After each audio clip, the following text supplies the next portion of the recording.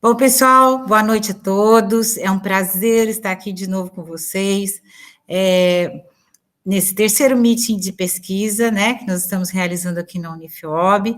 Hoje é o último dia, né, do nosso terceiro meeting. Temos aqui a honra de receber a professora doutora Rosana Ferrareto, que é a nossa parceira de muitos anos junto com a Laletec, Laboratório de Letramento, né, e aqui com a Unifiob, e também com as nossas ações de iniciação científica e de pesquisa. Então, professora, desde já agradeço em nome da Diretoria de Projetos, de Educação Continuada, da Michele, que está aqui presente também. Perdão. Aqui, que também é nossa coordenadora de operações da diretoria, e em nome da reitoria também nós agradecemos a sua presença aqui nesse terceiro meeting. Muito obrigada, professora. Eu vou dar uns recadinhos antes de fazer a sua apresentação e ler seu currículo. Eu queria dizer a todos aqui que todos que tiverem alguma pergunta, algum questionamento, que coloquem aqui no chat do lado, tá? A Michele vai colhendo aqui os questionamentos e depois a gente deixa para o final e a gente abre para responder para a professora. Pode ser assim? Então, tá bom. Outra coisa que eu queria dizer para vocês é o seguinte, nós vamos ter um formulário de presença, né?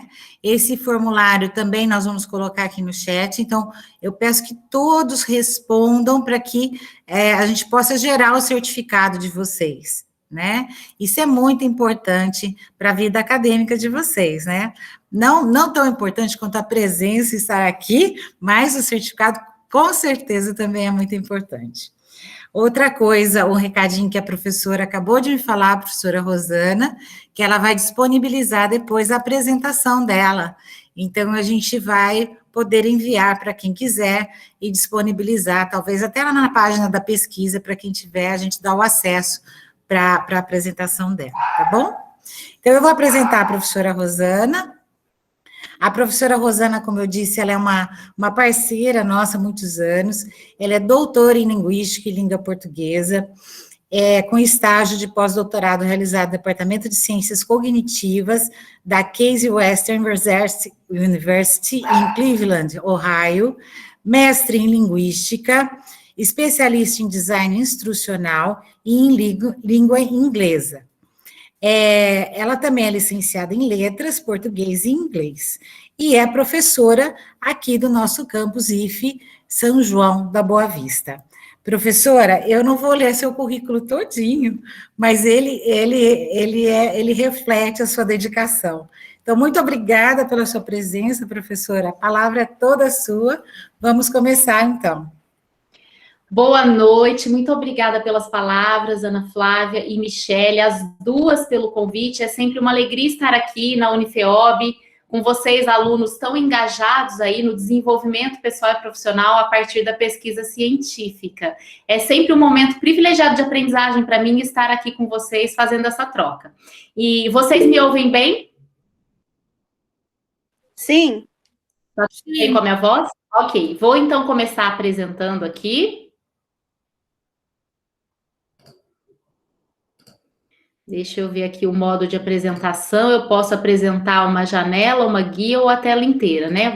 Já achei aqui. A professora Rosana hoje vai proferir a palestra chamada Pesquisa Científica, o que é, como e para quê, né? Então, eu acho que é um tema muito apropriado para todos nós. Obrigada, viu, professora, mais uma vez. Por nada, eu que agradeço. Eu perdi agora a visualização da sala do Google. Vocês estão vendo aí já a minha apresentação? Perfeito, professora. Ok, de vez em quando eu vou pedir um ok por voz para eu ficar tranquila, saber que vocês estão aí conectados comigo. Então, eu começo essa minha fala fazendo uma provocação. Qual é a relação entre a água clorada e o fato de a novela em língua inglesa ser chamada de soap opera? E qual é a relação entre o naufrágio do Titanic, ocorrido em 1912, e os exames de ultrassonografia? Eu sou a professora Rosana Ferrareto e venho aqui falar com vocês sobre pesquisa científica, o que é, como se faz e para quê. Começo agradecendo a parceria de longa data, desde 2015, quando surgiu o Laboratório de Letramento Técnico Científico, o LALETEC. Unifeob é uma das nossas primeiras e sempre parceiras. Tive a oportunidade de, em outubro, né, 29 de outubro de 2019, participar do primeiro meeting de pesquisa. Tem aí uma fotinha nossa, foi então na ocasião presencial, uma delícia, né? No espaço lá da biblioteca e do campus. Depois, em 29 de agosto, às 9 da manhã, foi um sábado, nós reunimos aí mais de 70 pessoas, também online, já em tempos de ensino remoto. E nessas duas ocasiões eu falei um pouco sobre lógica, linguística, sobre ferramentas tecnológicas para a escrita de textos científicos. E hoje, no terceiro meeting de pesquisa, estou aqui de novo, vou falar com vocês, então, sobre o funcionamento da pesquisa científica. Eu sou cientista da linguagem, né? Sou linguista de formação, eu sou estudiosa da cognição humana, fico tentando perceber e entender como as pessoas pensam e aí se comunicam. Então, sou pesquisadora da comunicação científica, sou docente de letras aqui do campus de São João da Boa Vista, do Instituto Federal. E eu sou pesquisadora, membro do grupo de pesquisas em comunicação científica Acontece. A Vânia, que está aqui no cantinho inferior direito, ela está aqui conosco. Nessa noite ela é minha assistente de pesquisa, porque ela estuda os processos criativos aí para a construção do conhecimento científico. Obrigada, Vânia, pela presença, por vir aqui acompanhar e representar o LALETEC. E o LALETEC é o laboratório deste grupo de pesquisas, que tem aí 18 membros, entre professores e alunos do Instituto Federal. Minha agenda com vocês nessa noite está assim organizada. Primeiro, nós vamos falar um pouco sobre como é a percepção das pessoas, nossa, inclusive, sobre o que é a pesquisa científica. Depois, nós vamos nos debruçar sobre o conceito do que realmente é uma pesquisa científica. Na sequência, vamos apresentar alguns métodos e ferramentas de como se fazer a pesquisa científica. Hoje eu vou tratar com vocês mais de ferramentas cognitivas, lógicas e linguísticas. Nós temos no LALETEC ferramentas tecnológicas que estão à disposição no nosso canal no YouTube, podemos voltar outras vezes para fazer oficinas. Mas hoje nós vamos entender mesmo o funcionamento lógico e comunicativo da pesquisa científica enquanto método da produção do conhecimento. E por último vamos refletir um pouco sobre os impactos do fazer científico, né, na universidade, da universidade para a vida. Então, para que pesquisa científica? Tudo bem até aí, pessoal? Alguém me dá um ok aí por voz, por favor. Tudo sim. Ótimo. Bom, agora que eu provoquei vocês, eu preciso contar a história, né? Qual que é a história que relaciona a água clorada e o fato de as novelas em inglês serem chamadas de soap opera, né? A água clorada, ela foi primeiro utilizada na cidade de New Jersey, nos Estados Unidos, porque até então a água contaminada causava muitas doenças e mortalidade. As pessoas tinham que consumir água contaminada, não tinha nenhum tratamento. E aí, em 1898, o médico John Lyell, ele resolveu tratar a água com hipoclorito de cálcio. E ele viu que funcionava. As pessoas consumiam a água e aí diminuiu a mortalidade em 43%, só a mortalidade infantil em 74%. E aí, como num efeito borboleta, muitas mudanças derivaram dessa descoberta científica e ocasionou aí coisas da vida moderna, né, das quais a gente usufrui até hoje. Então, as pessoas também não nadavam muito, porque elas tinham que também se proteger quando nadavam. Precisava de 5 metros de tecido para fazer um biquíni, porque eu vou nadar na água contaminada. E aí, além de consumir água, as pessoas começaram a tomar mais banho. E aí, com 1 metro e pouco de tecido, se faziam os biquínis. E aí também houve um boom na indústria de sabonetes, porque as pessoas começaram a se higienizar mais, não só tomando banho de piscina, mas tomando banho no dia a dia. E os sabonetes passaram a ser os principais anunciantes aí dos comerciais de novela, primeiro no rádio, depois na TV. E aí, por projeção, pensaram esse fato e aí convencionaram a chamar a novela de soap opera, que significa literalmente ópera do sabonete, porque o sabonete era a estrela aí dos comerciais nessa época, né, marcada por essa descoberta científica. E o naufrágio do Titanic, em 1912? Começaram a investigar maneiras de evitar, né, que os navios se chocassem contra os icebergs e causassem essas situações trágicas. E aí eles começaram a desenvolver um sistema eletrônico para captar o som dos motores dos navios à distância. né? Mas como é que eles podiam aplicar isso no iceberg? O iceberg não produz som, como é que eles iam captar, né? O som, os efeitos sonoros do iceberg. Eles então começaram a olhar nos arredores e perceberam que os golfinhos, para poder se locomover de maneira segura e orientada debaixo d'água, eles emitem sons que funcionam batendo nos obstáculos e voltando para eles como ecos, e aí eles podem calcular o trajeto, né, e o desvio desses obstáculos para se preservar. E aí, por projeção, eles criaram o primeiro sonar, que exatamente emitia esses pings, né, e eles podiam calcular o tempo para poder desviar desse obstáculo e fazer o trajeto de maneira segura. Isso foi, inclusive, usado na guerra, né, nos navios de guerra. Mais tarde, eles misturaram, né, eles fizeram um blending, uma integração conceitual disso com a informática, e aí as imagens digitalizadas, né, a partir da interpretação de sons, geraram os exames de ultrassonografia.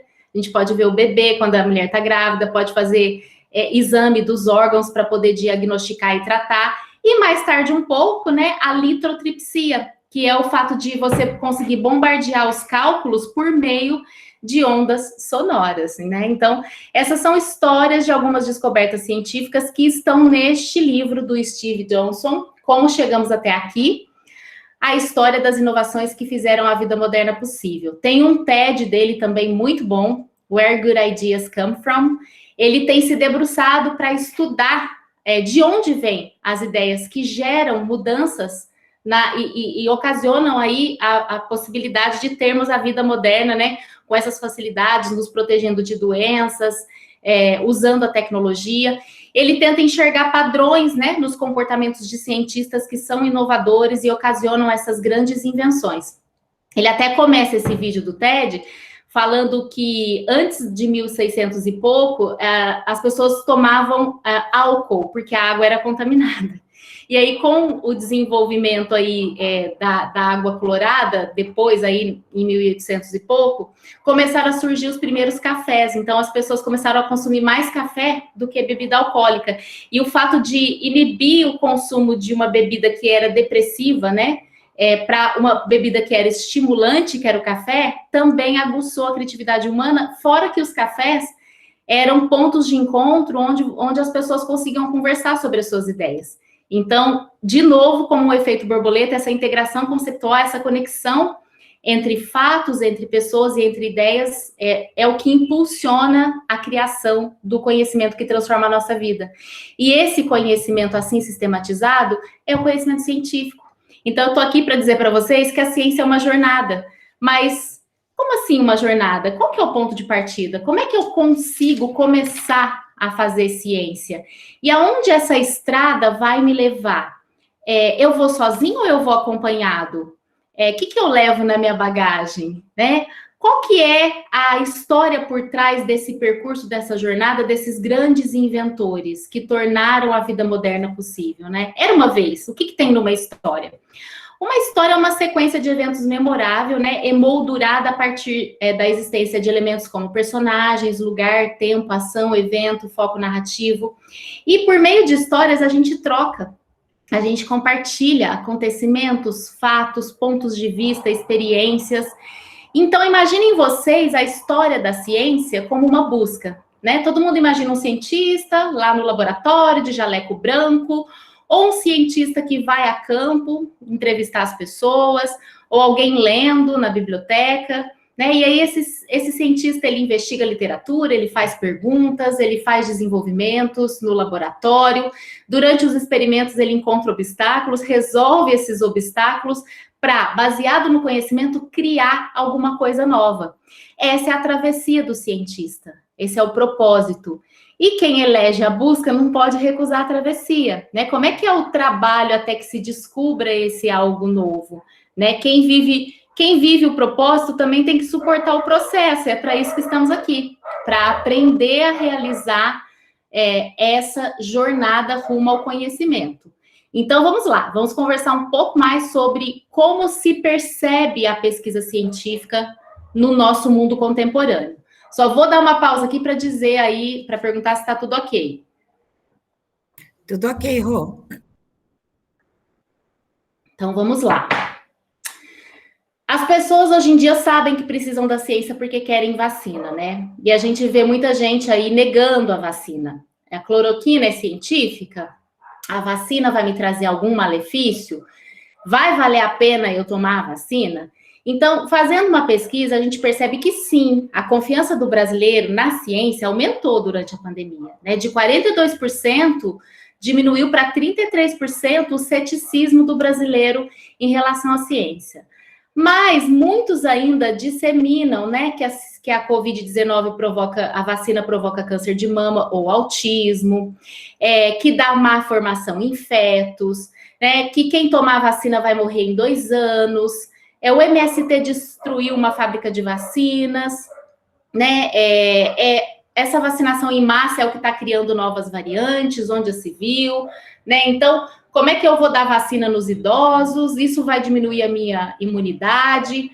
Isso tudo, se a gente procurar em fontes fidedignas, a gente vê que é tudo fake news, né? Mas existe sim esse medo, né, de que as vacinas não são seguras, e de que isso é um controle populacional, foi alguma coisa criada, e junto com as fake news tem as pseudociências também, né, a medicina alternativa, o terraplanismo, o criacionismo contra a teoria da evolução, as ciências ocultas, então isso tudo fica rondando enquanto conhecimento aparentemente validado cientificamente, e a gente fica nadando nesse mar de pós-verdade que são as fake news. E aí a gente tem a comunicação da ciência para nos proteger. Quem é que leva a informação científica até nós para que a gente possa abrir os olhos para a realidade, se informar e fazer uma tomada de decisão realista, correta, saudável? A gente tem na mídia, né? Ao mesmo tempo que a mídia dissemina fake news, a gente tem os jornalistas que fazem jornalismo científico, nos atualizando dos números, das descobertas. Eles fazem uma divulgação científica daquilo que a comunidade científica produz e publica em artigos, em projetos de pesquisa e discute nos grupos de pesquisa nas universidades, né? O próprio cientista faz comunicação científica quando desenvolve um projeto de iniciação científica, quando está aqui reunido discutindo ciência, o professor na sala de aula faz educação científica, nós fazemos educação científica quando estamos aqui conversando, refletindo sobre essas coisas. Então, a gente tem muita fake news, mas a gente também tem muito canal onde buscar soluções contra as fake news. Então, é importante nesse momento, né, que estamos nos formando cientistas na iniciação científica na universidade, ter isso muito claro, que a comunicação da ciência acontece por meio de 2 canais principais: a comunicação científica e a divulgação científica. Nós podemos e devemos fazer as duas, né? Porque estamos na universidade, temos instrumentos para fazer comunicação científica, que é aquela comunicação que acontece de cientista para cientista. Eu vou escrever o meu projeto, quem vai ler é um cientista, é o meu professor, é o meu orientador, é uma banca. Então, a diferença é essa. A comunicação científica é feita entre pares, de cientista para cientista, né? Depois eu terminei a minha graduação, fui fazer um mestrado, doutorado, vou continuar pesquisando, publicando artigos para a minha comunidade acadêmica, né? Uma linguagem técnica para outro cientista entendido da minha área entender o que eu estou disseminando. E a divulgação científica é quando o cientista ou jornalista que é estudioso do discurso científico vai até as mídias, vai até a comunidade e dissemina conhecimento científico para um público não especializado. Drauzio Varela, quando ele vai a congressos e escreve artigos de novas descobertas, ele escreve numa linguagem científica porque é outro cientista que vai ler. Quando ele vai ao Fantástico, ele se dirige a nós, comunidade, que não somos médicos, somos público não especializado. Então, ele faz divulgação científica. E é mais necessário, cada dia, o cientista sair da universidade e fazer essa divulgação científica a partir da comunicação científica, né? Então, estamos aqui para refletir essa noite o quanto é importante a gente desenvolver na universidade pesquisa científica, mas depois também traduzir isso para a população, fazer esse conhecimento chegar até a comunidade, né? Então, baseado aí no eixo científico, nós vamos ver como se faz uma informação ser científica, né? Então, o cientista aqui, que somos todos nós, né? Não precisa ser Albert Einstein, não precisa ser uma celebridade para ser cientista, né? Cientista é todo mundo que faz pesquisa no seu nível elementar até no seu nível avançado. E a educação científica nos forma enquanto cientistas. Nós precisamos nos alfabetizar, nos letrar para entender um artigo científico, com a sua linguagem técnica. Então, quando a gente entra na graduação, a gente vai assistindo aula e a gente vai se apropriando daquele jargão, daquele vocabulário específico daquela área do conhecimento, e, né, a gente vai sendo alfabetizado e aos poucos a gente vai ficando letrado, com experiência. Então, a gente aprende a ler gráficos, colocar as informações em tabelas, escrever um resumo, escrever um projeto. E essa alfabetização, letramento científico, se dá na escola, na universidade, por meio das ferramentas linguísticas, que são a leitura e a escrita. Então, vamos comigo descobrir, né, diante de tudo isso, o que é exatamente o conceito de pesquisa científica. Nós já vimos até agora que esses ingredientes todos estão na nossa percepção. A gente sabe que é na escola que acontece isso, a gente sabe o que acontece na mídia, a gente sabe como as pessoas estão vendo a ciência nesse momento pandêmico. Ok, que percepções dessas procedem? Qual é o nosso papel, então? Então, vamos nos apropriar do conceito do que é uma pesquisa científica agora na parte 2 dessa apresentação. Tudo bem até aí? Tudo sim. Ok. Tudo certo, Rosana. Muito obrigada. Então, a palavra ciência, do latim, ela deriva de conhecimento, que é esse tipo de saber sistematizado. A gente falou aqui de dados, de informação, de conhecimento. Qual que é a diferença? Primeiro, é importante entender que a ciência, ela tem essas 3 características. Então, se a gente vê qualquer informação por aí, ela não se enquadrar nessas 3 características, a gente já pode desconfiar que não é ciência. A ciência, ela é empírica, interindividual e provisória. O que significa o fato de a ciência ser empírica? Ela precisa ter pareamento com a realidade. Ela precisa ter evidências. Eu preciso registrar essas evidências. Então, se eu sou psicólogo e agora, nesse momento pandêmico, eu estou tratando crianças com ansiedade, e essas crianças estão com medo de pegar a Covid, de sair para brincar com amigo, de andar num parque. Então, como é que eu vou medir o medo dessa criança? Aí o psicólogo vai fazer o atendimento terapêutico, ele vai pedir para a criança relatar o medo. Só que vai ter uma criança que morre de medo de uma coisa, enquanto a outra tem um medo médio. Então, como é que ele vai registrar só o relato? Ele pode ver dilatação da pupila, batimento cardíaco. Então, isso é tornar uma investigação, uma coleta de dados que me informa uma realidade do nosso mundo natural e social empírico, baseado em evidências. Então, eu preciso de réguas para medir essa realidade e registrar. Por quê? Porque a ciência, ela é interindividual. O que eu vejo, você vê, ela vê, ele vê, eles veem, todos nós vemos. Eu não posso, assim, só eu acredito em Deus, o meu Deus é X, o meu Deus é Y. A gente não está falando de fé aqui, de crença, de dogma. E exatamente por isso a ciência não é definitiva. Ela é provisória.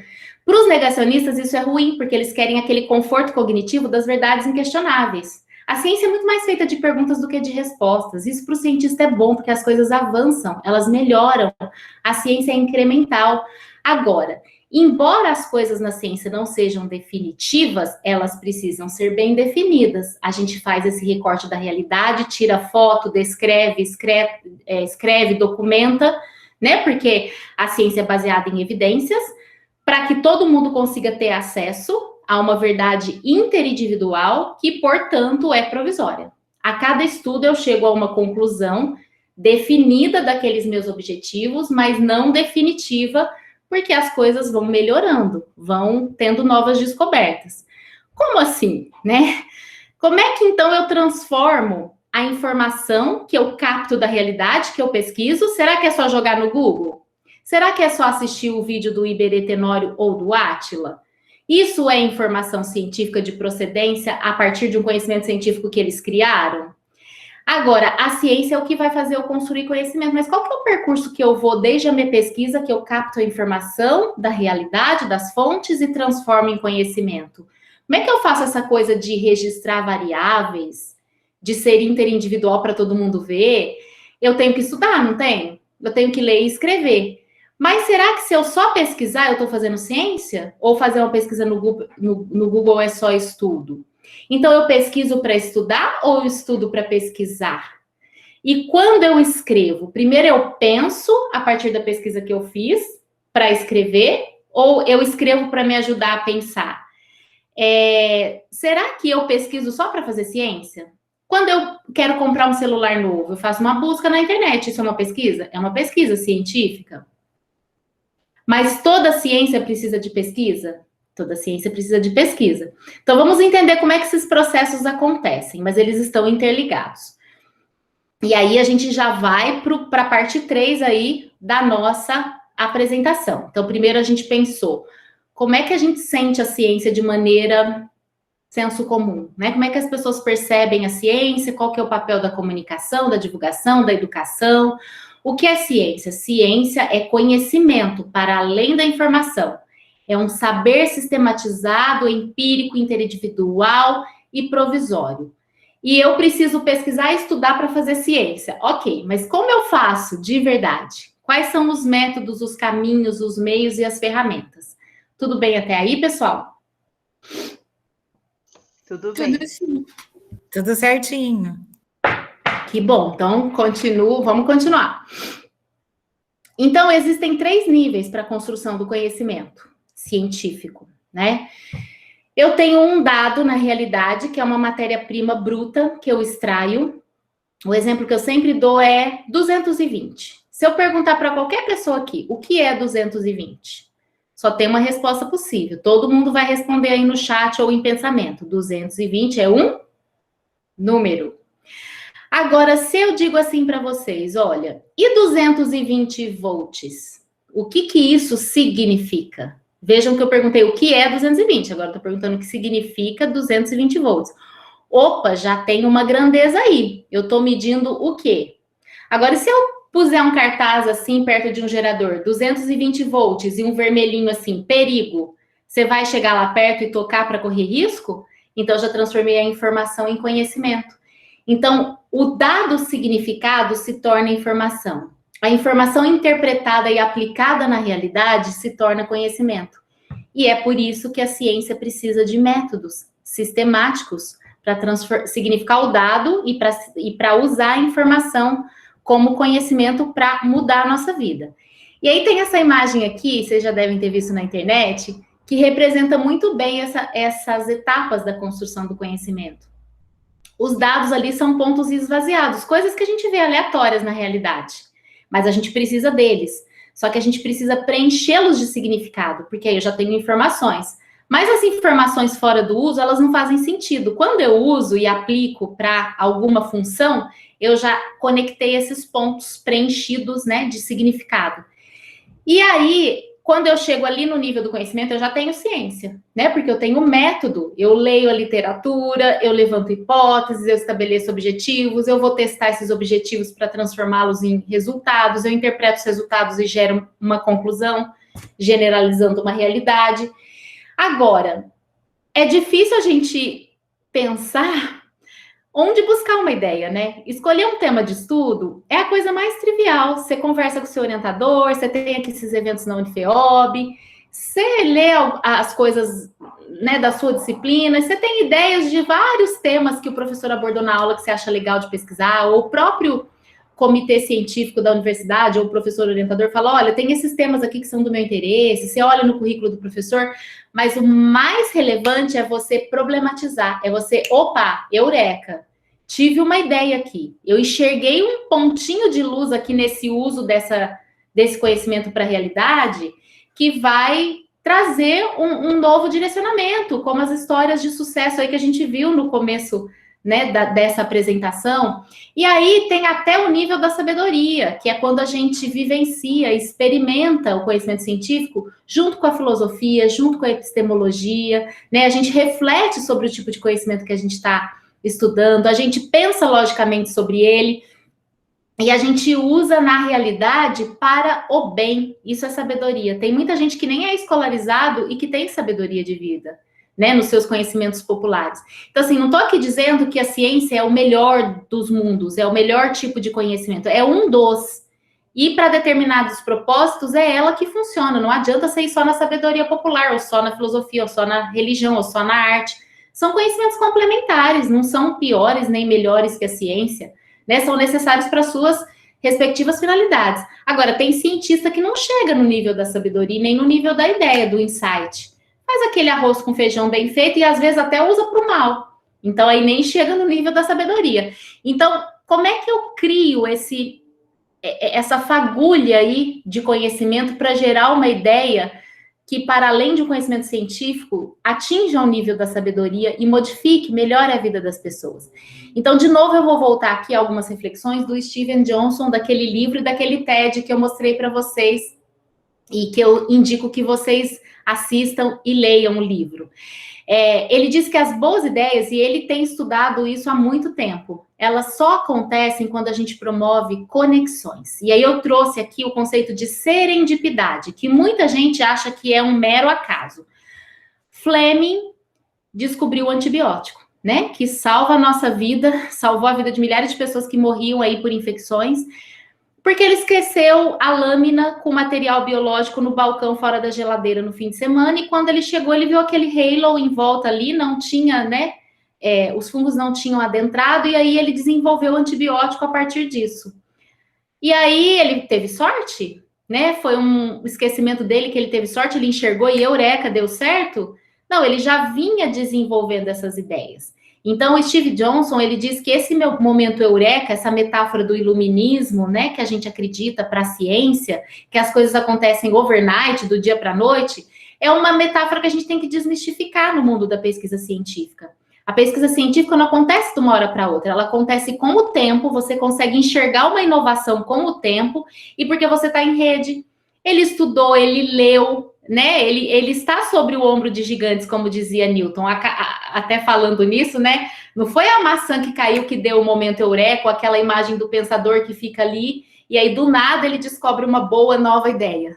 Não, você precisa se conectar com as ideias, fazer uma rede de ideias de outras áreas do conhecimento, ouvir pessoas diferentes e interessantes. Você precisa ir para os cafés discutir, né? Como o Steve Johnson fala. Hoje a gente está, a partir da tela, a vida está acontecendo na tela. Os grupos de pesquisa, esses momentos de informação, são momentos para a gente abrir a nossa cabeça e colaborar, que é outra coisa que a gente tem que desmistificar no mundo científico, essa coisa do egoísmo, de medo, de proteção, de segredo, porque se eu contar minha ideia para o outro, ele vai roubar. Não, você vai dividir, você vai multiplicar. Por isso que existe o grupo de pesquisa e por isso que tem um comitê de ética para a gente preservar aquilo, para que ninguém mal intencionado venha tomar a nossa ideia indevidamente. Então, a inovação gera boas ideias, isso depende de tempo, de rede, de colaboração, de conexões, né? O acaso favorece as mentes conectadas, diz o Steven Johnson. Então, isso que é a serendipidade, é o acaso para quem estava preparado e enxergou a oportunidade na realidade, porque estava trabalhando com isso, estava se esforçando, né? Teve sorte, mas a sorte encontrou o Fleming trabalhando, né? E aí a gente tem mais alguns exemplos. A gente tem o exemplo do Dr. Tarnier, que em 1878, ele foi espairecer um pouquinho depois de um parto que ele tinha feito lá na maternidade de Paris, andou ali nos arredores, entrou num zoológico, se sentou e ficou observando que os pintinhos, quando saíam dos ovos, eles eram abrigados debaixo das asas das galinhas, né? E aí ele ficou pensando, é para que eles tenham uma sobrevida, acabaram de nascer, precisam ficar aquecidos, né?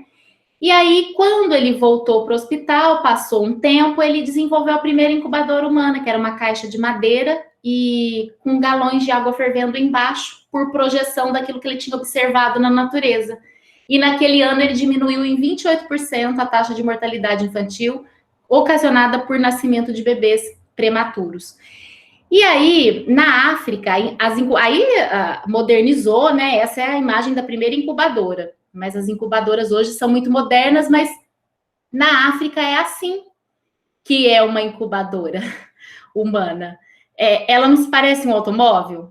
Por quê? Porque custa $4.000 uma incubadora. Aí você faz uma incubadora, manda lá para uma vila na África, um país subdesenvolvido que tem poucos recursos, e aí ela funciona muito bem 2 anos, depois de 2 anos ela quebra. Aí ela precisa de peça sobressalente, não tem mão de obra especializada para consertar, ou seja, é inútil, né, ter uma vida útil de uma coisa tão importante assim na medicina durante 2 anos.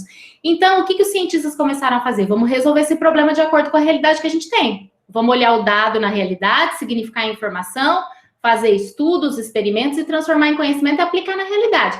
E tiveram a brilhante ideia, quando a gente vê pronto, a gente fala, ah, mas que trivial, né? Porque eles começaram a observar que lá não tinha muito micro-ondas, não tinha muita coisa tecnológica, mas carro tinha. E eles davam um jeito de fazer os carros funcionar. Tinha peça sobressalente, tinha mecânico especializado para consertar os Toyotas lá daquela vila da África. E eles falaram, que tal se a gente fizesse uma incubadora com peças de automóvel? Então, o ventilador, a bateria, tudo como funciona um carro. Então, a gente pergunta, isso foi criatividade ou foi inovação? Eles fizeram isso sozinhos, da noite para o dia? Né? Então, pegar coisas que as pessoas criam e juntar, isso que é inovar. Né? Não só criar, mas lançar um novo ponto de vista sobre aquele problema com as informações que estão ali disponíveis, significando dado e sistematizando a informação. Agora vem as ferramentas, né? Como é que eu faço isso? Como é que essas histórias me inspiram? Mas e daí? O que eu posso fazer aqui no meu mundo Unifeob em São João da Boa Vista, né? Na minha pesquisa de iniciação científica ou no meu TCC. Então, antes de tocar aqui, eu quero perguntar se está tudo bem, se vocês estão aí, se vocês estão me ouvindo, estão pegando a ideia. Sim. Tudo Inclusive, que bom, obrigada. Inclusive, nesse vídeo do TED, do Steve Johnson, ele vai contar a história do primeiro satélite artificial russo que a NASA lançou, o Sputnik, que foi a partir dele que a gente tem o telefone celular. Porque um grupo de cientistas curiosos nos Estados Unidos ficaram tentando rastrear o sinal da Terra para o universo, para o espaço, para poder ficar observando o movimento e o som do Sputnik. E aí, de repente, num café, chegou um cara e falou assim, será que vocês não conseguem fazer o contrário? Então, às vezes, o novo ponto de vista é só inverter. A gente está emitindo o sinal daqui para lá para captar de lá para cá. E se a gente inverter? Eles inverteram e conseguiram criar o GPS e depois conseguiram criar o telefone celular. Né? Por uma mudança de ponto de vista, foram acrescentando mais conexões, mais pessoas, mais ideias com o tempo. Então, para aprender a pensar e a investigar, a gente precisa desses ingredientes, entre outros, né? Durante a nossa jornada da ciência. A gente precisa entender as narrativas sociais, científicas. Quando eu falo narrativa aqui, não é uma narrativa literária, um conto de fadas, isso é também uma narrativa, mas a mente humana, ela funciona muito mais por meio de organização sequencial de eventos, que é a narrativa, do que simplesmente decorar fatos, decorar números, decorar formas. E aí a gente tem que organizar esse fio condutor em começo, meio e fim, da onde eu vou sair, né, ter consciência de onde eu estou e aonde eu quero chegar, ter um objetivo claro, né, que foi o que esses cientistas aí, que nos inspiram com essas histórias das invenções, fizeram. Para isso, a gente precisa aprender a abstrair do concreto, né, para o mundo das ideias. Não é um processo fácil, a gente precisa nos capacitar, treinar, nos esforçar, porque a gente é muito mão na massa, ainda mais com tecnologia. A gente é muito de ir com sede ao pote querendo fazer as coisas. A gente precisa de base conceitual. A gente tem variável para registrar a realidade por meio de evidências? Sim, mas a gente também precisa de reflexão crítica, de emoção estética, de sentir. E a escrita é um processo que nos dá essa aprendizagem. A ciência se faz por escrito, não tem como fazer a ciência só na imaginação. E para buscar informações, a gente precisa de competência informacional, que é saber onde buscar, como selecionar, né? O Harari do Sapiens, ele diz, num tempo inundado por informações, clareza é poder. Então, eu encontrei tudo isso para ler. O que eu leio? Por onde eu começo? Como é que eu busco? Como é que eu seleciono? Como é que eu avalio? Por isso que a gente tem orientador, por isso que a gente estuda, tem educação científica, tem momentos de formação. E com relação às narrativas, é muito importante o cientista entender que as narrativas são óculos da realidade, né? A linguagem não representa o mundo, mas ela constrói a nossa percepção do mundo por meio de narrativas que têm valor persuasivo e influenciam nossas tomadas de decisão. Querem ver só? Se eu disser assim para vocês, gente, eu vou ter que interromper essa fala agora, ó. É 6:45, eu sei que eu podia terminar 7:30 com as perguntas, eu já estou na parte 3 aqui, né? Só falta a parte 4, mas eu vou matar 45% do tempo aí de vocês, porque vocês não sabem. Tem um ET aqui na minha janela, gente. Acabou de baixar um disco voador. O ET tá aqui, batendo na minha janela, ele quer falar inglês comigo, eu amo falar inglês. Então, tchau, gente, eu vou atender o ET, tá bom? Vocês vão falar, essa professora tá louca, né? porque isso não é uma narrativa empírica, isso é uma narrativa conceitual. Agora, se eu disser assim, olha, pessoal, eu vou ter que sair mais cedo, que aconteceu um imprevisto aqui em casa, eu vou ter que ajudar meu filho, tá? Que ele teve um acidente. Pode até ser mentira, mas vocês vão acreditar, porque tem pareamento com a realidade. É uma narrativa empírica. E as ideologias, as fake news, né, as pseudociências são baseadas em narrativas conceituais que a gente compra, empacota, paga caro e leva e aceita como realidade. Então, é importante a narrativa conceitual? Sim. Né? A narrativa empírica, ela é empírica, ela funciona na realidade porque ela é também conceitual. Então, por isso que eu leio a literatura e vou testar ali na minha realidade se aquilo funciona. Não adianta eu querer comparar as condições, o contexto daqui e dos Estados Unidos e da África, em cada lugar vai funcionar a incubadora de um jeito. Então, para além da narrativa conceitual, eu preciso verificar se essa narrativa é empírica, eu preciso de evidências que têm pareamento com a realidade. Então, essa é uma das habilidades que o cientista precisa desenvolver para fazer pesquisa científica. Diferenciar se aquilo é verdade, mentira, se é ideologia mal construída, né, fake news. Outra ferramenta, o processo de escrita, né? É um processo complexo, não é um processo linear em ascensão. A gente não acerta da primeira vez que a gente escreve. Vou, então, enfrentar a síndrome da folha em branco. Não sei o que eu escrevo. Escrevo um parágrafo, fica ruim, amasso a folha, jogo fora, apago, abro outro arquivo, versão 1, versão 1.2, versão 3, versão definitiva. Por quê? Porque a gente tem o processo de escrita organizado em estágios.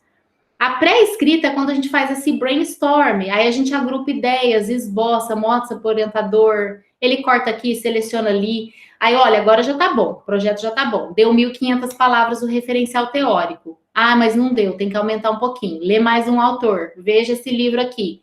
Aí, depois que você tá já com essa parte da pré-escrita pronta, você vai estruturar, argumentar, desenvolver o conceito.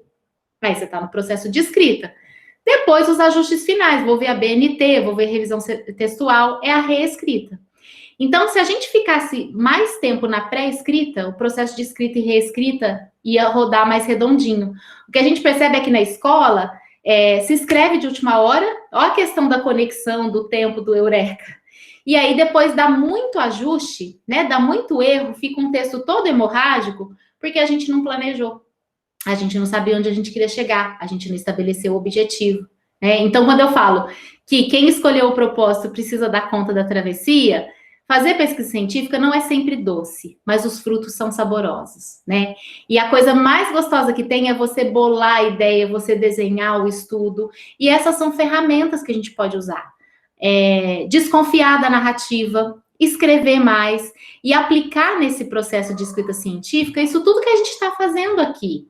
Investigar a partir da leitura, resolver problemas com o ponto de vista do orientador e do colega do grupo, usar ferramentas de visualização, o próprio fato de você colocar as ideias no papel, ou desenhar um esquema, um fluxograma, um mapa conceitual, né? Lá no Laletec, no YouTube, tem várias ferramentas de visualização que vocês podem usar para esboçar ideias, né? Tomar a decisão à luz da literatura, à luz da evidência que você registrou, ter esse pensamento crítico, esse framing é essa ferramenta da percepção. É quando você abre essa janelinha mental e começa a perceber como é que as pessoas estão enxergando, né? Porque às vezes as pessoas estão enxergando uma janelinha de princesa da Disney, né? Que eu tenho que entrar lá e viver nesse mundo confortável. Que se no meu aniversário de namoro eu não ganhar um anel de diamantes, um vestido vermelho e não comemorar com um jantar com vinho francês, eu não sou feliz, né? Então vamos olhar mais para a narrativa empírica e menos para a narrativa conceitual. E isso a gente faz com lógica e com língua, né? Porque a linguagem é o veículo da lógica. Então, essas habilidades que a gente precisa desenvolver. Vamos ver um exemplo prático? Tudo bem até aí, pessoal? Tudo sim. Então, tá bom, obrigada. Então, olha só, peguei aqui um trecho de um texto científico publicado pelo professor Gilson Volpato. E a conclusão, uma das conclusões que está lá no final do artigo científico é: dormir tarde causa problemas na coluna. Quem aqui dorme tarde? Tá vendo que quando a gente lê uma coisa, a gente vai na narrativa empírica? Isso aqui é conceitual. Vamos ver se tem pareamento com a realidade? Quem aqui dorme tarde? Ah, eu durmo. Eu tenho problema na coluna? Ué, eu durmo tarde, mas eu não tenho problema na coluna. Então, acho que isso não é verdade, não. Ou eu tenho problema na coluna, mas durmo cedo. Né? Então, ele está generalizando isso a partir de que dados que ele significou, tornou informação e sistematizou no estudo científico? Vamos voltar um pouquinho no texto dele e ler os resultados, né? Para ver por que ele extraiu essa conclusão, essa abstração, que é uma generalização.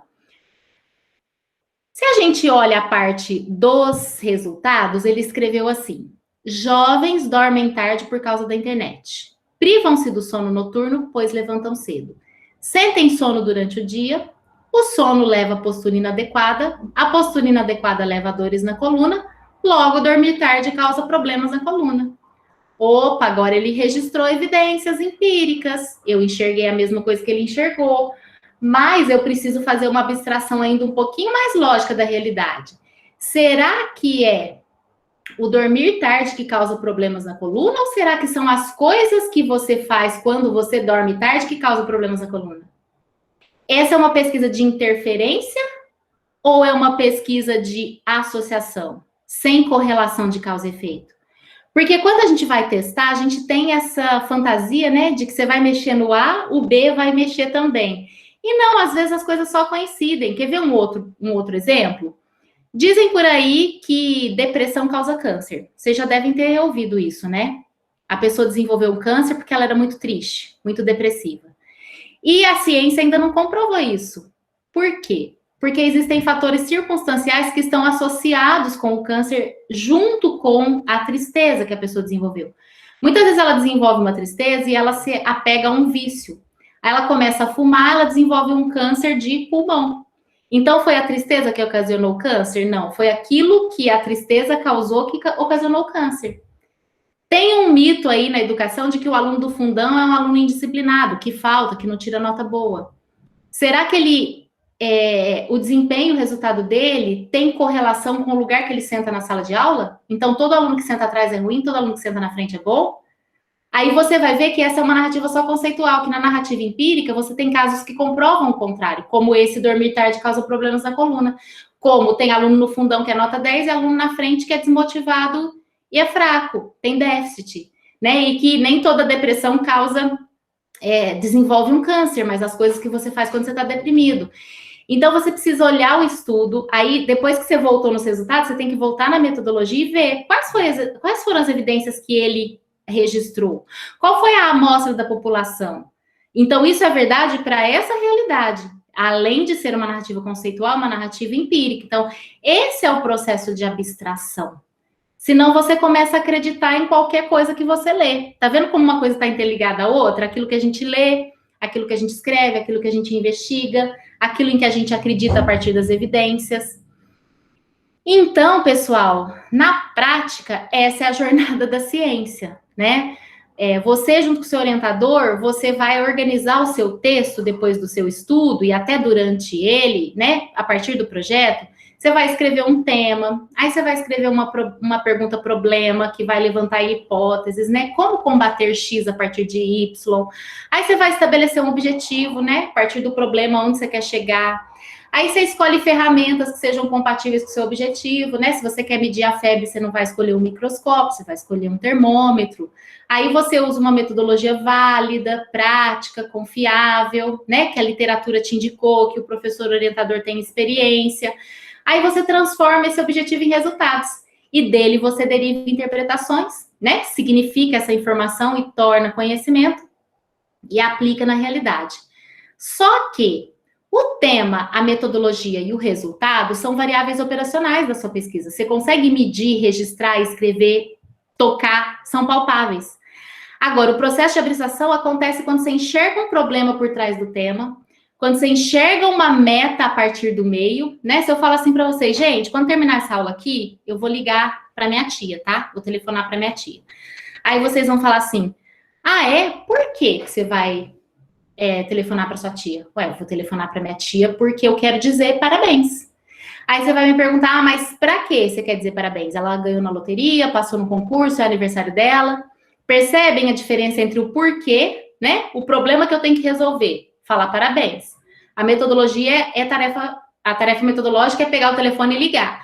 Agora, o para quê é uma abstração, é uma ideia que pode ser várias aqui. Né? As pessoas podem desenvolver a mesma metodologia a partir do mesmo problema, que é ligar, porque quer dar parabéns, para objetivos diferentes, específicos. né, para o concurso, para o aniversário, porque ganhou na loteria. Então, isso é que formam os grupos de pesquisa, né, os pontos de vista sobre o mesmo problema tematizado aí. Então, a gente precisa desenvolver, quando faz pesquisa científica, né, para ser pesquisa científica, esse olhar para a teoria, para a base conceitual que está por trás. Então, quando eu dou aula nos cursos de tecnologia, o aluno sempre escreve assim: o objetivo do meu projeto de iniciação científica é desenvolver um aplicativo gamificado para o ensino de matemática. Não, desenvolver um aplicativo não é objetivo, é metodologia. Para que ele vai desenvolver um aplicativo gamificado para o ensino de matemática? Se ele escrever ensinar matemática por meio do aplicativo, aí acertou. Né? Então, a gente precisa ter claro o que é meta, o que é meio. Então, esse processo de abstração, quem ajuda a gente é o nosso professor orientador, é a literatura, que são mais experientes. Porque a gente, cientista de primeira viagem, a gente enxerga o tema, a metodologia e o resultado. Né? E aí a gente estuda, faz essas conexões com a literatura e com as pessoas, para abstrair do tema um problema, do objetivo, de uma metodologia o objetivo, e dos resultados a conclusão. E aí, quais são os ingredientes, né, para se fazer isso? De novo, eu estou usando aqui a metodologia, o método lógico, a mentalidade científica do professor Gilson Volpato. Tudo isso que eu estou falando aqui para vocês hoje é lógica, é metodologia e é comunicação. Vocês tiveram aí dois encontros nesse meeting sobre ética, né? Sobre comitê de ética e pesquisa com seres humanos e com animais. E a filosofia da ciência nos ensina a lógica formal, né? Para que a gente possa enxergar o que é narrativa conceitual, o que é narrativa empírica. Então, é um ingrediente que nos ajuda a sistematizar também o conhecimento científico. Tudo bem até aí, pessoal? Vamos para a parte 4 final?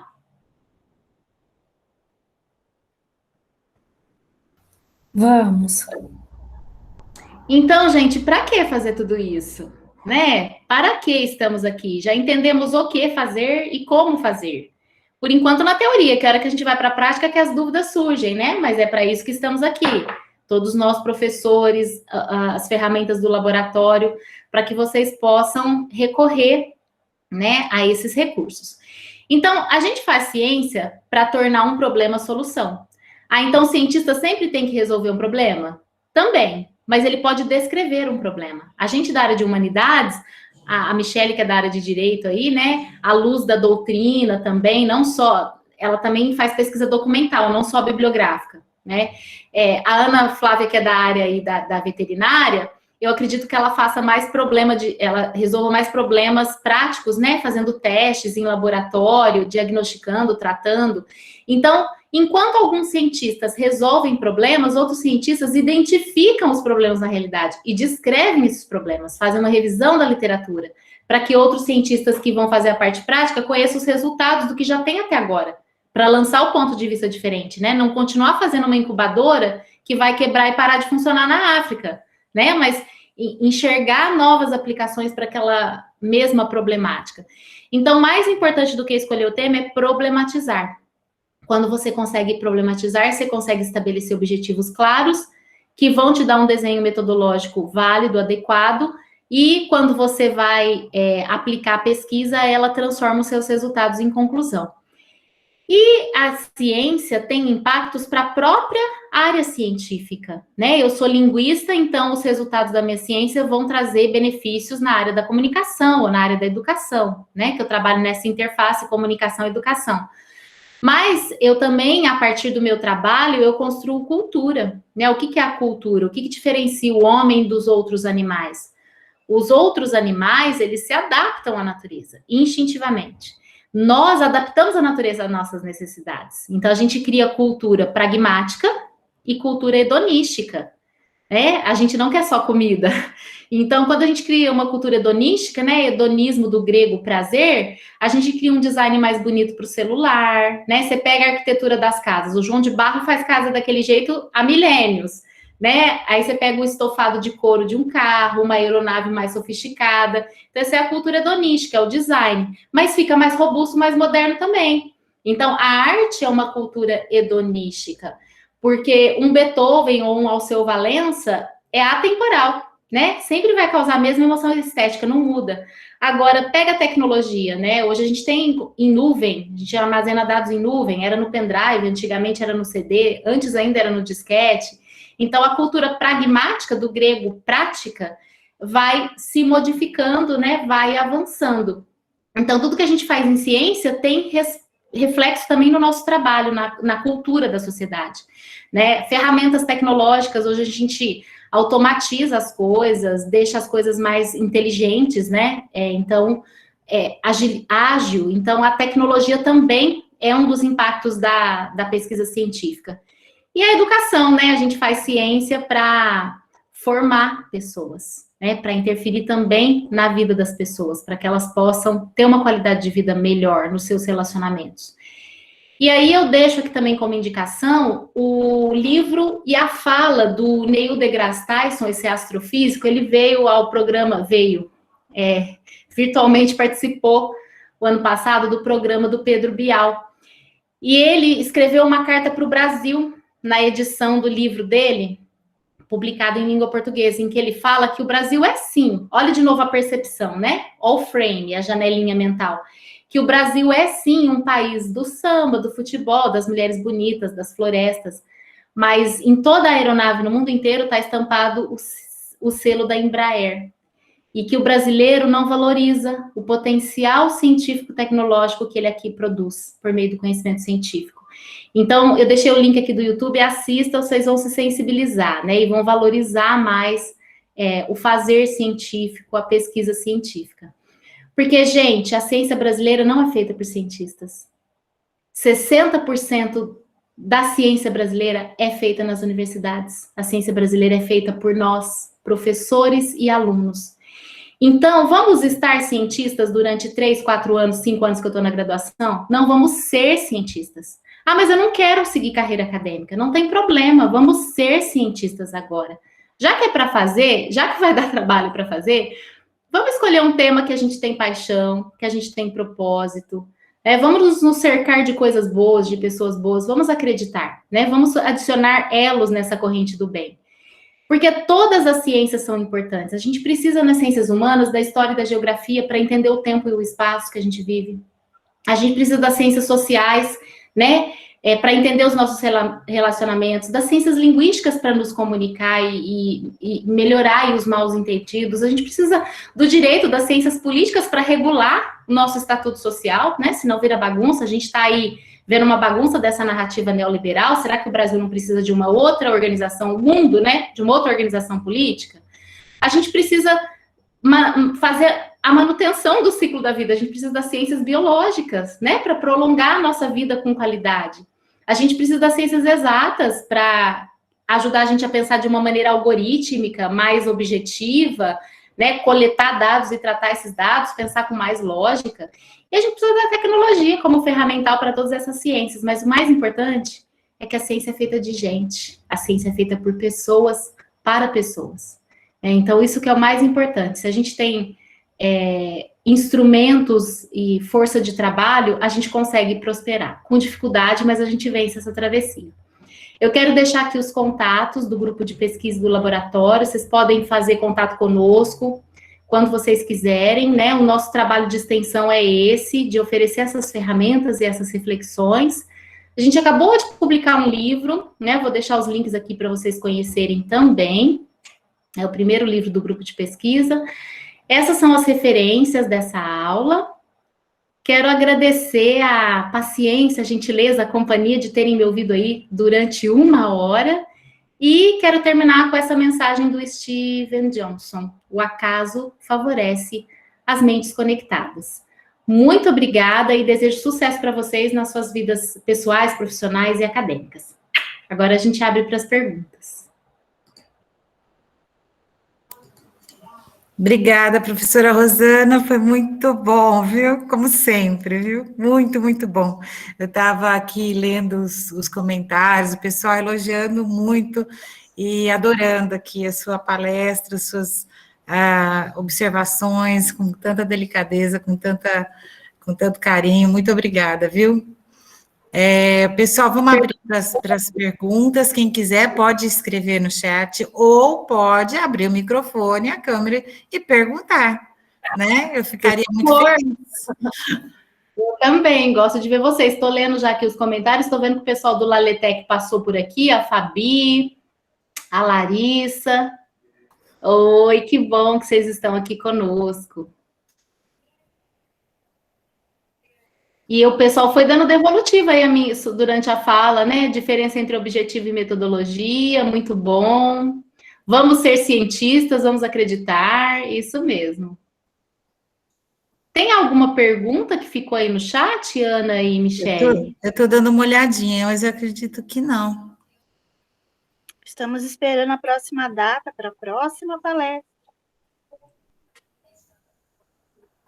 Ah, gente, ó, vocês viram que o primeiro foi em outubro, em 2019, depois o segundo já diminuiu para agosto, não deu nem um ano, agora vocês já diminuíram para maio, então a gente está cada vez mais perto, né? Isso é Cada bom, vez né? mais perto, Rosana.